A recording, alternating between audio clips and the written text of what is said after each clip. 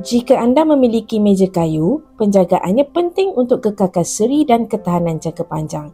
Jom dengar perkongsian dari pemilik kediaman ini. Cara penjagaan meja kayu ni, dan kayu ni apa tak silap saya, kayu pauh hutan. Hutan, betul. Boleh terangkan sikit cara penjagaan dia? Boleh. Actually simple je. Yelah, macam saya dengan isteri kita tanya juga kan, kilang tu result penjagaan macam mana, dia bagi tips sapu olive oil. Sapu olive oil, guna kain tapi kena make sure kain tu kering.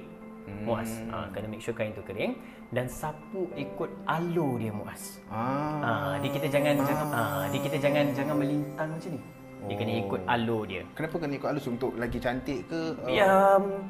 I would say nak enhancekan lagi, dan of course memang kita nak bagi naik lagi lah. Lagi nampak dia punya yes, of course. Dan berapa kerap?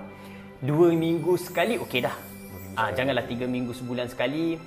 Bukanlah tak boleh, tapi nanti dia macam pudar, dia tak kilat, dia tak naik kilatnya. Tapi nak seminggu sekali pun okey. So if you ask me, sedapnya seminggu ataupun 2 minggu sekali. Ya, minyak zaitun, olive oil tadi, kain kering. Minyak zaitun tu nak tanya, ada spesifik minyak zaitun. Jelas ada banyak jenis ke minyak zaitun yang original lah. Okey. Yang ini saya serahkan mesti orang rumah saya, Muaz, yang Terra. Tapi apa yang dia biasa beli adalah minyak zaitun yang diguna untuk masak. Yang itu. So pergi je mana-mana kedai, cari minyak zaitun yang digunakan untuk masak. Guna minyak zaitun itu untuk kita lap meja ni.